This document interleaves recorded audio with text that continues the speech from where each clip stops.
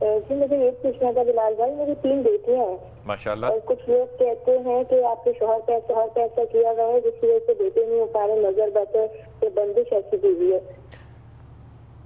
بیٹے ہیں بیٹیاں ہیں؟ جی بیٹیاں ہیں میری 3 بیٹیاں ہیں. فاطمہ، ان بیٹیوں کے نام کیا ہیں؟ ایک کا نام سیدہ فاطمہ زہرا، ایک کا سیدہ بالی سکینہ اور ایک کا دل زینب. اچھا، اور سب سے چھوٹی بیٹی کی عمر کتنی ہے؟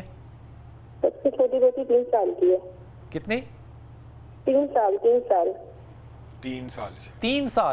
23 سال 23 ایئرز. 3 سال 3 ایئرز. اوکے، تو آپ یہ بتاؤ کہ آپ اپنی تینوں بیٹیوں کو مزاج میں کیسا سمجھتی ہو؟ تینوں بہت اچھے ہیں پر الگ الگ مزاج ہیں تینوں کے. نہیں، وہ یہ تو ایک جنرک سی بات ہے نا، عام سی بات ہے، ہر ماں کہے گی کہ اچھا ہے. پرٹیکولرلی مجھے بتاؤ، مزاج میں تمہیں کیا چیز ایسی نظر آتی ہے جس کو ڈیولپمنٹ یا بہتری چاہیے؟ تینوں میں ماشاءاللہ بہتری ہے، تینوں ہی اچھی ہیں، کوئی ایسی چیز نہیں ہے ان میں. بڑی بیٹی ایسی ہے تھوڑی ضدی ہے، جو بڑی ہے فاطمہ زہرا. فاطمہ زہرا جی وہ 4 سال کی ہیں. 2 میری ٹوینس ہیں، فاطمہ زہرا اور بالی سکینہ، اور جو زینب ہے وہ سب سے چھوٹی ہیں، وہ 3 سال کی ہیں.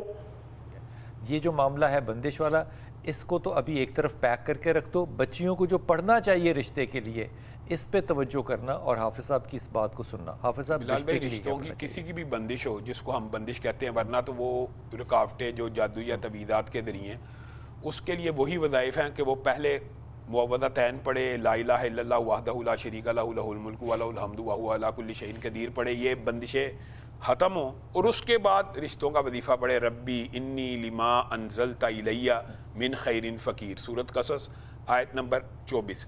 اور یہ جو بات ہے نا، مجھے کچھ بہن کی بات سمجھ نہیں تھی آئی کہ میاں بیوی کا بھی جھگڑا آپس میں، مجھے نہیں سمجھ آئی، ہمیں بھی نہیں سمجھ نہیں آئی، لیکن اگر اس کے اندر بھی ماں بہن محبت مودت کا رشتہ قائم کرنے چاہتے ہیں تو اللہ سے مدد مانگنی چاہیے، اللہ کے سامنے ہاتھ بیری اٹھائیں. کے پانی کے نہانے سے کوئی فرق ہوتا ہے؟ بیری کے پانی کے نہانے سے جو نظر کے جو اثرات ہوتے ہیں نا، وہ دور ہوتے ہیں. یہ تو بات قرآن و سنت سے ثابت ہے. مختلف اصل میں یہ آپ ان کو کہہ لیں کہ مجربات ہیں، تجربے اور مشاہدے کے اندر یہ باتیں آتی ہیں، ٹوٹکے بھی ہیں، لیکن یہ بات تو بیری کے جو پتوں والی ہے، یہ تو قرآن و سنت سے بھی ثابت ہے. بنیادی طور کے اوپر میں یہ سمجھتا ہوں کہ جب بندے کو یہ پتہ لگتا ہے نا کہ بندش ہوئی ہوئی ہے، جیسے آپ نے یہ بات کی کاروبار کی یا رزق کی، وہ کوئی کاروبار کے اوپر بندش نہیں ہوتی، یہ بات سمجھنے کی ضرورت ہے. یہ بندش ہوتی ہے یا اس بندے کے دماغ کے اوپر، جو بندہ کام کر رہا ہے اس کو سست کرنا ہے، اس کی صلاحیتوں کو تباہ کرنا ہے، یا جس بندے کے ساتھ جس کا کاروبار ہے اس کے دل میں نفرت ڈالنی ہے اس بندے کی.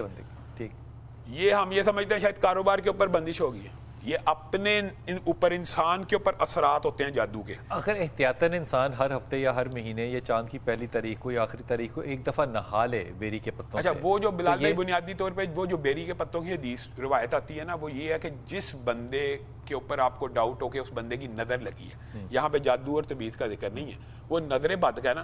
آپ نے کہا نظر بد میں وہ بڑا مجرب ہے، کیوں؟ آپ کو لیٹ سپوز اندازہ ہو گیا مجھے فلاں کی نظر لگی ہے، آپ اسے وضو کا پانی مانگ لیں.